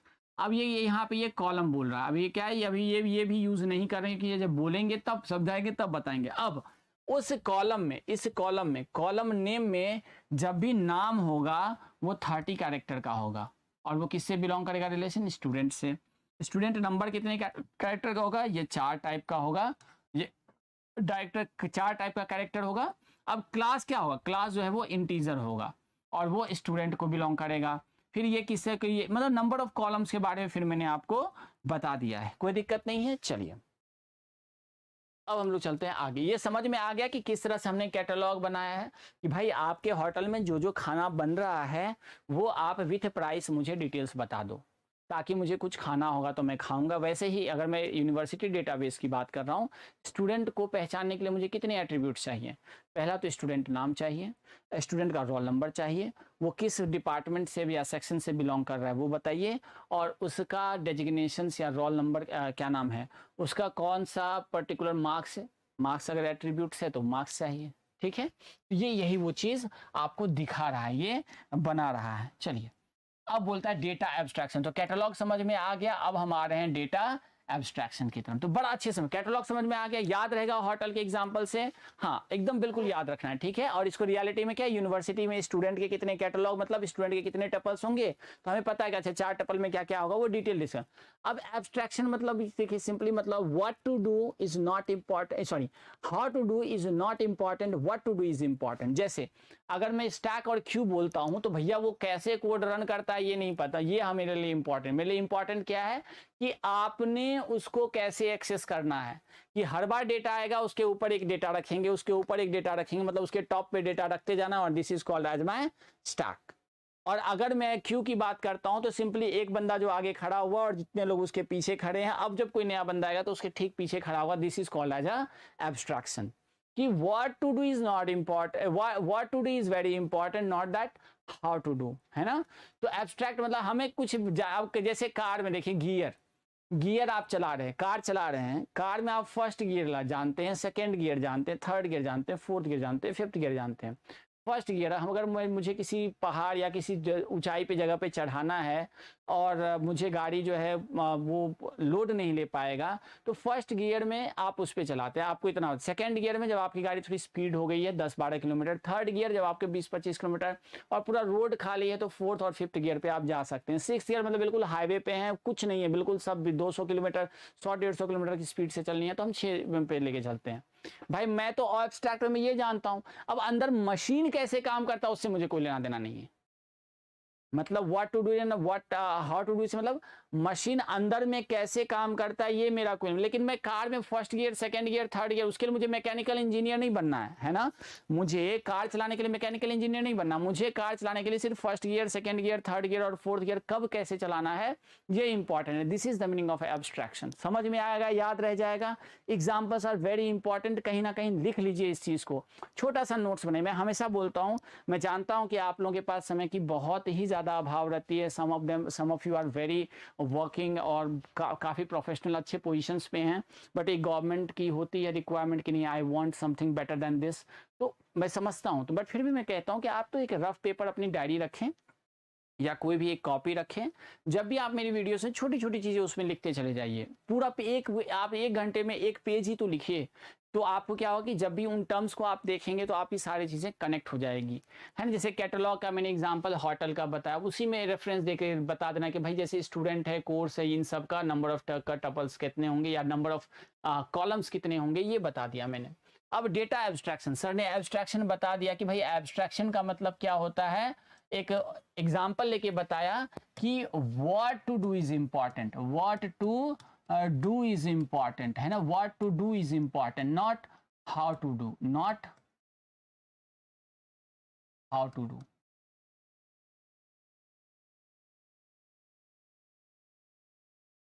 ठीक है, तो ए डेटा मॉडल, अब एब्स्ट्रैक्शन को पढ़ रहे हैं कि डेटा मॉडल, डेटा एब्स्ट्रैक्शंस का मतलब यही बात होगा कि भैया मुझे डेटा को एक्सेस करना है, डेटा कैसे एक्सेस हो रहा है, मुझे उससे किस तरह से स्टोर्ड है, मुझे उससे मतलब नहीं है। A data model is used hide the storage details, भैया वो कैसे स्टोर्ड है मुझे उससे मतलब नहीं है। How the data are stored we don't important, we don't have any importance for that. And present the users with the conceptual view, अब ये एक वर्ड आया है, प्रेजेंट किसमें करना है, कॉन्सेप्चुअल व्यू, भाई जिस व्यू को मैं समझ सकता हूं ऑफ द डेटाबेस। अब ये कॉन्सेप्चुअल व्यू क्या है, जब मैं अभी तुरंत आ रहा हूं डेटा इंडिपेंडेंस की तरफ, तो 3 तरह के व्यू होते हैं। एक तो यूजर्स व्यू, जो मैं देखता हूं, जो आप देखते हैं जब आप सर्च करते हैं कोई भी चीज़ यूट्यूब पे या कोई भी गूगल पे या फिर अपने किसी भी डायरेक्टरी में, तो जो डेटा आपके पास बाहर निकल के आता है, जो आप देख पाते हैं in the very formatted way, that is the user view. Conceptual view वह व्यू होता है जिसमें डेटाबेस एडमिनिस्ट्रेटर्स देख पाता, अच्छा एक्चुअली डेटाबेस हमने किसी, या फिर प्रोग्रामर्स देख पाता, उसके भी कई टाइप्स होते हैं। और एक होता है फिजिकल व्यू, उसमें तो आपने उठाया सारी चीज़ें स्टोर कर दी कहीं पर, अब वो कैसे स्टोर अंदर में हो रहा है सेकेंडरी मेमोरी में, it's none of my business. My business is to, जो भी सेकेंडरी मेमोरी में है, जब मुझे रिक्वायरमेंट होगी मैं डेटा फेच कराऊंगा। और इस डेटा फेचिंग को कंट्रोल कौन कर रहा है? डेटाबेस एडमिनिस्ट्रेटर, की कैसे डेटाज आपको दिखाने। अभी आपने सुना होगा कि भाई कोई भी अपनी साइट को ज़्यादा हाईलाइट कराने के लिए गूगल्स को पैसे देते हैं, तो ये सब चीज़ें कैसे होती है? ये सब डेटाबेस एडमिनिस्ट्रेटर के थ्रू ही किया जाता है। अभी आप लोगों ने डिजिटल मार्केटिंग सुना होगा, ये डिजिटल मार्केटिंग सिर्फ इसी का खेल है ना, डेटा एब्स्ट्रैक्शंस का ही खेल है। अब देखिए, programs refer to the data model constructs, data model constructs, ठीक है, rather than the data storage details. वो क्या है कि भाई मेरा डेटा कैसे, ये बड़ा इंपॉर्टेंट, यही जो मैंने बताया ना कि प्रोग्राम प्रेफर्स क्या करता है? डेटा मॉडल कंस्ट्रक्ट, वो दिखता कैसा है, ना कि वो कैसे स्टोर होता है ना। तो ये याद रखेंगे, what to do is important, not how to do, है ना। तो वो डेटा मेरा कैसे स्टोर है, इसको मैं बोलूं how data is store is not important, but how it is represented is important, ठीक है। Data storage is not important, data storage is not important, is how data stored is not, how is a data stored not important, ये क्या है मेरा? not important, क्या है मेरा? not important। how is data stored is not important, rather क्या important? rather important is data, क्या है? rather important is data presentations, क्या है? data presentation। भाई ये डेटा मुझे कैसे प्रेजेंट किया जाता है। तो आई थिंक आज का आप एब्स्ट्रैक्शंस में फील करेंगे। पूछा है what is data abstraction, data abstraction मतलब मेरा डेटा कैसे स्टोर, उससे मतलब नहीं है मुझे, तो भाई डेटा कैसे देखना है वो इंपॉर्टेंट है। सिलेक्ट स्टूडेंट का मुझे क्या क्या पोर्शंस देखना है वो इंपॉर्टेंट है, वो स्टूडेंट का सारा डेटा कहाँ स्टोर है, कैसे स्टोर है, it's none of my business, ठीक है। प्रोग्राम्स रेफर, अब यहाँ पे programs refer that the data model constructs rather than data storage details, इसी चीज को इसने बताया। ये बहुत सारे, सर ये तो हुआ ही नहीं, ये आप जितने अच्छे तरीके से समझ रहे हैं एग्जांपल्स, उस समय में एग्जाम में जितने अच्छे से समझ के उसको चेक करके बोलेंगे हाँ ये आंसर सही है, तो आपको कॉन्फिडेंस आएगा। देखिए मैं फिर से बोलो, मैं हवा में बातें करता ही नहीं भाई, बिल्कुल रियल वर्ल्ड एंटिटी हूँ, एज पर द रूल बता रहा हूँ कि जो चीजें हमें समझ में आती हैं उसके हिसाब से आगे बढ़ना है। चलिए अब हम लोग चलते हैं इधर, सपोर्ट द मल्टीपल व्यूज। अब ये मल्टीपल व्यूज कैसे सपोर्ट करता है कि जो आपको देखना है भाई, जो आपको देखना है वही आप देखो। कुछ लोगों को भाई अब ये भी है, मतलब ये बड़ा ही अच्छा, मतलब मल्टीपल व्यूज का एक बड़ा ही अच्छा एग्जाम्पल आया हुआ है। अक्सर लोगों को अपने अलग अलग रूप को देखना पसंद होता है, जैसे आजकल के बच्चे हैं या फिर आजकल के जो यंग, मैं भी यंग में ही आता हूँ भाई, तो मतलब किसी किसी को अपना व्यू, जैसे मल्टीपल व्यूज, मतलब कभी फ्रेंच कट रख लिए, कभी पूरा क्लीन शेव कर लिए, कभी बियर्ड फॉर्म में रख लिए। तो एक ही इंसान के अलग अलग व्यूज होते होंगे, कौन? आर के आर ही, मैं होऊंगा कौन? आर के आर ही। कभी मैंने इस तरह का हेयर स्टाइल रख लिया, कभी किसी बीच के टाइप से हेयर स्टाइल रख लिया, तो मतलब व्यू मेरा क्या रहेगा? व्यू मेरा अलग अलग हो सकता है, लेकिन मैं इन कोड एज ए डेटाबेस कौन रहूंगा? मैं ही रहूंगा, आर के आर ही रहूंगा, है ना। चलिए, तो each users may see a different view of the database, आपको जिस तरह से डेटाबेस देखना है आप देख सकते हैं, है ना, डिफरेंट व्यू। अब ये कॉन्सेप्चुअल व्यू क्या है वो मैं जस्ट बताऊंगा, ठीक है। And only of the data interest of the user, और वो कैसे होगा? इंटरेस्ट। अब जैसे मान के चलिए, थोड़ा बहुत प्रैक्टिकल बोलता हूँ, अभी मैं मदर का ले लेता हूँ, है ना, गर्लफ्रेंड का नहीं लेना है, अपने को क्या मदर का एग्जांपल लेते हैं। जैसे अपनी मम्मी लोगों को या अपने पापा लोगों को बिल्कुल सुसज्जित तरीके से देखना पसंद होता है कि भाई मेरा बेटा जो है ढंग का कपड़ा पहने, ये फटा चिटा जींस आजकल चला हुआ स्टाइल में वो सब पसंद नहीं आता उन लोगों को। तो ये चलो ठीक है, पापा को अगर इस तरह, और आजकल की बहुरानी बड़ा अच्छा एग्जाम्पल है। आजकल की बहुरानी जो वर्किंग है, जो IT सेक्टर में है, वो बैंगलोर में देखिए एकदम मतलब अलग ही डिंचैक मोड में रहेगी, है ना। और जैसे ही घर जाएंगी उनका एक अलग ही मोड दिख रहा है। आप लोगों में से ही कुछ लोग होंगे तो आई थिंक इस बात से मतलब बिल्कुल राफ्ता, मतलब बिल्कुल आप सही बोल रहे होंगे या राफ्ता रखते होंगे कि हाँ नहीं सर जो बोल रहे हैं ये बिल्कुल सही बोल रहे हैं, कि हाँ मतलब as per the users view, दुनिया उसे कैसे देखना चाहती है हम उसे वैसे ही दिखाएं। और याद है एक चीज मैं यहाँ पे थोड़ा सा कोट करता हुआ चलूं, जो इंसान इस चीज में माहिर है वो दुनिया का सबसे समझदार इंसान है। जिसको जो सुनना है खासतौर से वो जो आपको पर्टेन नहीं करते, जो आपको बचपन से बेसिकली नहीं जान रहे, ये दुनिया उसी का है। जिसको जो सुनना है, जिसको आपका जो रूप पसंद है, उसको वही रूप दिखाई, है ना। भगवान के अनेक रूप हैं, जिनको जो चाहिए, जाकी रही भावना जैसी, प्रभु मूर्ति देखी तिन तैसी, है ना। तो वैसा बनिए, आज का दुनिया वही है भैया। तो ये देखिए, आप डेटाबेस भी मल्टीपल व्यूज में ही इसीलिए बना रहे हैं कि जिसको मैंने तो ओरिजिनली कोर बेसिस में मैं एक बहुत अच्छा इंसान हूं, मुझे किसी को दिखाने की जरूरत नहीं है। लेकिन अगर किसी को मेरा एक दूसरा रूप देखना है, किसी को मेरा टीचर रूप देखना है तो टीचर रूप देखो, किसी को मेरा फ्रेंड वाला रूप देखना है तो फ्रेंड वाला रूप देखो, किसी को मेरा हस्बैंड वाला रूप देखना है तो मेरा हस्बैंड वाला रूप, किसी को मेरा मेरा क्या नाम है दुश्मन वाला रूप देखो तो वो भी देख लो, है ना। तो मतलब जैसा व्यूज है वैसे आप डेटाबेस को, अब आप भी तो डेटाबेस हो, आप एक जीता जागता डेटाबेस हो। अगर आपसे हमारे क्वेरी निकालूं तो बैठ करके पूरी रात पूरे दिन 2 4 5 दिन तो गप्पे हो जाएं, है ना। तो यही है स्ट्रक्चर क्वेरी, आप भी एक पर्टिकुलर जीता जागता डेटाबेस मैनेजमेंट सिस्टम हो, है ना। रोज प्रोग्राम्स बनते हैं इसमें, है ना। आज दिन भर में क्या किया, किसने क्या किया, ये सारे के सारे। अब मेन कैरेक्टरिस्टिक्स पे आ रहे हैं जो कि मैंने अभी बहुत ही डिटेल्स में लिया, तो मैं इसे फटाफट कंप्लीट करूंगा क्योंकि हमें इन सबको पढ़ना भी है। तो मैं sharing of data and the multiple user transaction processing allowing a set of concurrent users to retrieve from और टू द अपडेट और डेटा। सो कंकरेंट यूजर्स मतलब समझ में आता है क्या। अभी मैंने एटीएम की बोली थी बात, है ना। अब याद होगा कि मैंने पहले लेक्चर में जब इंट्रोडक्शन दे रहा था कि भाई ये मैं क्यों पढ़ रहा हूँ, किस लिए पढ़ रहा हूँ, तो एटीएम से हम पैसे निकालते हैं भाई। एक साथ 10 लोग अलग अलग एटीएम से, एचडीएफसी बैंक से ही पैसे निकालते, लेकिन कभी ऐसा हुआ है कि कोई आपके बैंक से पैसा आपने वो अपने अकाउंट से निकालना चाह रहा है तो उसके अकाउंट से निकला, ऐसा कभी नहीं हो कि आपके अकाउंट से पैसे निकल जाए। तो इसी को बोलते हैं कि if more than user accessing their data तो it will be independent, they are feeling that कि मैं अपने बैंक के अकाउंट को एक्सेस कर रहा हूं, दुनिया के सारे बैंक अकाउंट्स अलग अलग हैं, तो इसको बोलते हैं concurrent. At the same time more than one database users are using that particular part, right. चलिए, तो हम इसको क्या बोलते हैं, कंकरेंट यूजर। और इसके एग्जाम्पल क्या है, एटीएम, एटीएम जहां पे हम पैसे निकालते हैं, जहां पे हम क्या निकालते हैं, मनी। ये सिंक्रोनस ट्रांसफर मशीन मत समझिएगा, ये एटीएम मनी वाला है, ठीक है।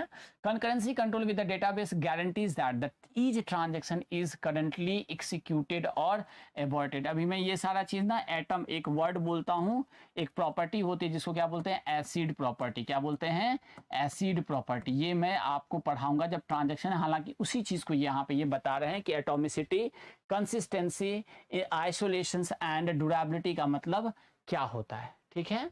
चलिए,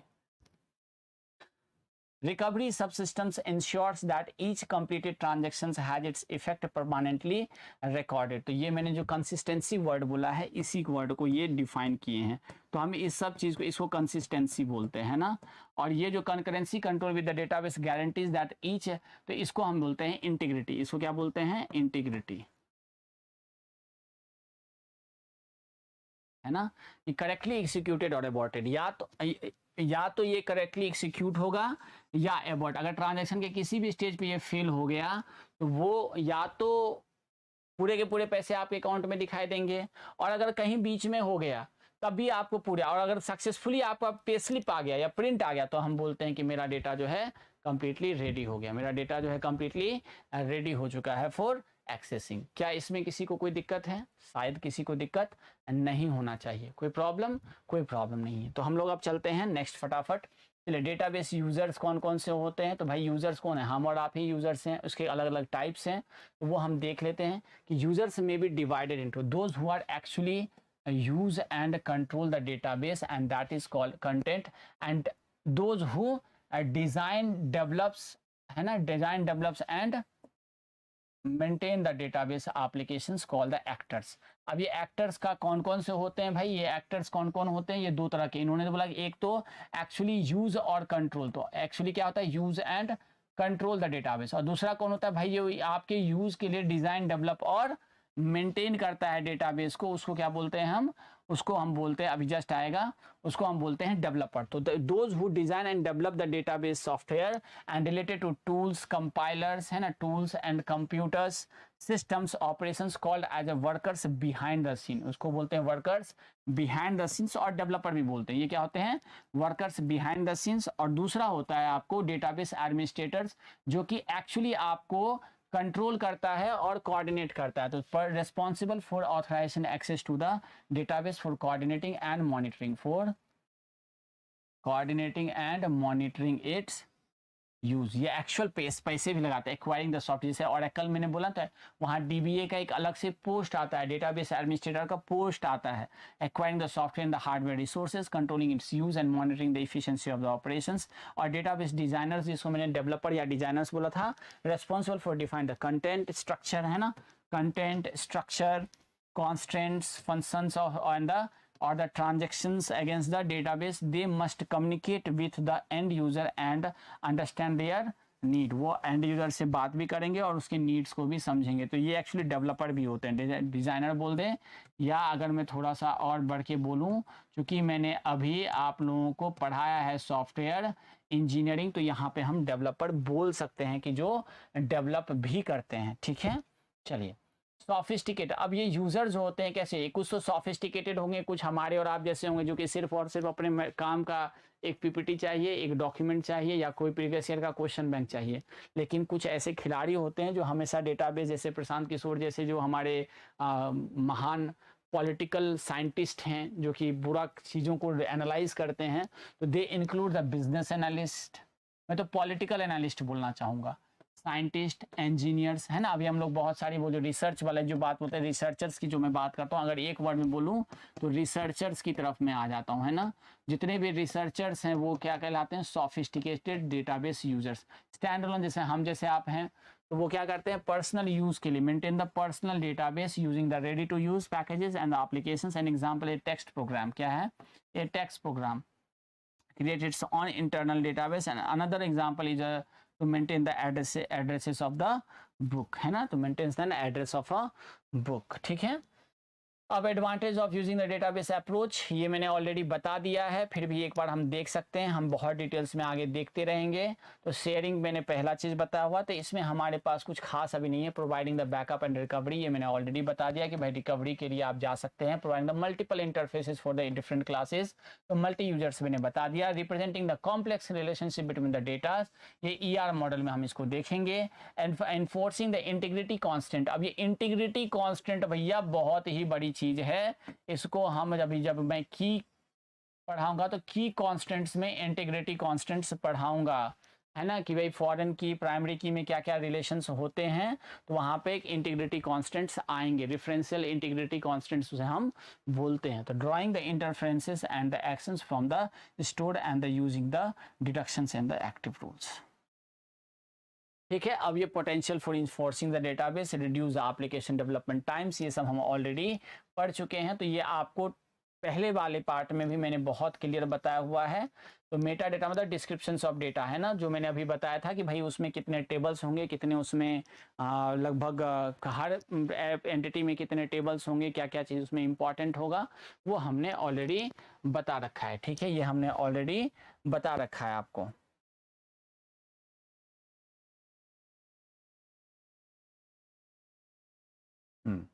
तो अब हम लोग आ जाते हैं थोड़ा सा बैकअप में जाने के लिए कि भाई ये मेरा क्या है, मेरा हिस्टोरिकली डेवलपमेंट क्या है। तो मैंने ऑलरेडी आपको DBMS वर्सेस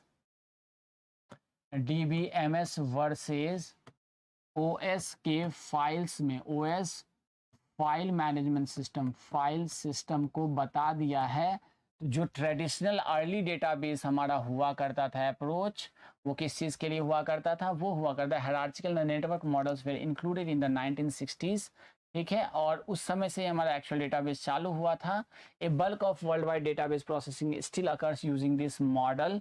ठीक है, ये ट्रेडिशनल वे में होता है कि 1 बाय 1 जो चीज़ें आप पूछा, ये हायरार्चिकल वे में आप स्टोर कर लो। हायरार्चिकल मतलब ट्री और ग्राफ बेस पे, ये ट्री और ग्राफ अगर आप जाएंगे तो हम डायरेक्टरी को, क्या है अभी ऑपरेटिंग सिस्टम में जो डायरेक्टरी हम लोग यूज़ करते हैं, जिसमें बहुत सारे फाइल्स वगैरह, डायरेक्टरीज आप बोलते हैं कि इस डायरेक्टरी में होगा, C ड्राइव या D ड्राइव जो बोलते हैं, तो उसमें बहुत सारे डायरेक्टरीज होते हैं, तो उसके वे में हम इसको स्टोर करते हैं। और रिलेशनल मॉडल ये हमारा RDBMS है, जो हमारा नेक्स्ट टॉपिक टू डिस्कस है, RDBMS, है ना, ये रिलेशनल डेटाबेस मैनेजमेंट सिस्टम जो है मेरा नेक्स्ट मॉडल है। The relational model are originally originated in 1970s, was heavily research and experimental with the IBM research. ठीक है, ये IBM हमेशा से टॉप पे रही है रिसर्च के मामले में। Relational database produces emerge in the 1980s, और अभी जो है हम यूज़ करते हैं वो क्या है, ऑब्जेक्ट ओरिएंटेड डेटाबेस यूज़ करते हैं। तो object oriented database management system were introduced in the late 1980s and early 90s to cater the need of a complex data processing। और अभी तो हम मतलब बहुत ही हाई लेवल में बिग डेटा की बात करते हैं। ठीक है, their use is not taken off too much. Many relational database have incorporated object oriented database concepts, leading to a new category called the object relational ORDBMS। और ये हम कहाँ यूज़ करते हैं, और ये हम एक्सटेंडेड रिलेशनल सिस्टम, ये जो आपने XML वगैरह में यूज़ करते हैं जो डेटाबेस सिस्टम, वहाँ पे XML डेटाबेस हम यूज़ कर लेते हैं। तो database on the web and e-commerce आप ऑलरेडी जान रहे हैं कि भैया हर जगह डेटाबेस ही डेटाबेस है। HTML में यूज़ करते हैं हम, ई-कॉमर्स में यूज़ करते हैं, XML में हम यूज़ करते हैं। ये सब आपको चैप्टर्स में बता जो कि हमारे काम का नहीं है। ठीक है, और स्क्रिप्टिंग प्रोग्रामिंग लैंग्वेज जो हमारे SSL जो कि हमारे PHP होते हैं, जावा स्क्रिप्ट होता है, मतलब कुल मिलाकर के मेरे पास जितने भी डेटाबेस मैनेजमेंट्स होते हैं वो हम सब यूज़ करते हैं। ठीक है, तो हम जो अभी तक पढ़े हैं ये सारे की सारी चीज़ें कुल मिलाकर के हमारे डेटाबेस मैनेजमेंट सिस्टम में रिक्वायर्ड होती है। तो मैं आपको बता दूं कि अब तक हमने क्या क्या पढ़ा। टाइप्स ऑफ डेटाबेस ख़त्म कर लिया और डेटाबेस एप्लीकेशंस हमारे पास हो गए हैं। टाइप्स ऑफ डेटाबेस आपके हो चुके हैं, जिसमें मैंने आपको बताया बेसिक डेफिनेशंस लाइक जो कैटलॉग्स थे, एब्स्ट्रैक्शंस था, है ना, मेटा डेटा था, ये सब के हमने डेफिनेशंस पर पढ़ लिए। टिपिकली DBMS फंक्शनैलिटीज़ मैंने आपको बता दिया, जो कि थियोरेटिकल, इसको आपको खुद से 1 2 बार 3 बार पढ़ करके याद रखना होगा। कॉन्सेप्चुअली मैंने एग्जाम्पल के साथ, किसके थ्रू, एग्जाम्पल के साथ आपको याद रखना होगा। और यहीं पर मैंने आपको यूनिवर्सिटी के एग्जाम्पल से आपको फटाफट सारी चीज़ें डिटेल्स में बता दी है। बाद बाकी ये main characteristics of the database मैंने पहले क्लास में ही कवर कर लिया था। ठीक है, और डेटाबेस यूजर्स कौन कौन होते हैं, तो वो कई तरह के मैंने आपको ये बता दिया कि भाई कई तरह के सोफिस्टिकेटेड हो सकते हैं, नेव हो सकते हैं, जो भी होते हैं। ठीक है, एडवांटेज ऑफ डेटाबेस अप्रोच आप जान रहे हैं। When not to use a database, ये एक चीज़ मैं सोच रहा हूँ कि बता के जाऊँ, क्योंकि आपको ये क्वेश्चन हो सकता है। तो हाई इनिशियल, कुछ डेटाबेस क्या होते हैं जिसका हमें उतना रिक्वायरमेंट नहीं है लेकिन हम उसे रखना चाहते हैं, तो ऐसे चीज़ों को मेन इनहिबिटर्स आर कॉस्टिंग। अगर कहीं किसी डेटाबेस में अननेसेसरी मुझे बहुत ज़्यादा कॉस्टिंग जा रहा है तो I have to prohibit initial investment and possible need of the additional hardware overhead for providing the generality security. अगर ऐसा कहीं पे आपको इश्यूज आ रहे हैं तो यहाँ पे हम कभी भी डेटाबेस क्रिएशंस की बात नहीं करेंगे। ये तो नॉर्मल चीज़ें, जहाँ पे ये वर्ड आ गया ना, security, concurrency, control, recovery, integrity, when database में यूज में भी अननेसेसरी, जहाँ जरूरत नहीं है फिर भी हम डेटाबेस बना रहे हैं, तो ऐसी जगहों पर हम डेटाबेस यूज नहीं करेंगे, जो बहुत नॉर्मल सी बात है। And when no user of DBMS may suffice if the database system is not able to handle the complexities of the database because of modeling limitations। कुछ चीज़ें जो feasible ही नहीं है, कुछ चीज़ें जो फिजिबल ही नहीं है, जहाँ पे मॉडलिंग के लिमिटेशंस हम उसको कर ही नहीं पाएंगे, तो वहाँ पे वैसे ही नहीं यूज़ करना है। If the database users need special operations not supported by the DBMS, अब कोई ऐसा ऑपरेशन जो DBMS के द्वारा सपोर्ट ही नहीं किया जाता है तो वहाँ पे हम यूज़ नहीं करेंगे, which is not that much of a use. तो उम्मीद करता हूँ कि हमने ये बड़े ही आराम से आपके ये बेसिक इंट्रोडक्टरी पार्ट ख़त्म कर लिया। अब हम डेटा विजुअलाइजेशंस की तरफ चलेंगे कि भाई ये डेटा हमारे किस तरह से विजुअलाइज होते हैं। Okay, so thank you, we will be back in the 5 minutes।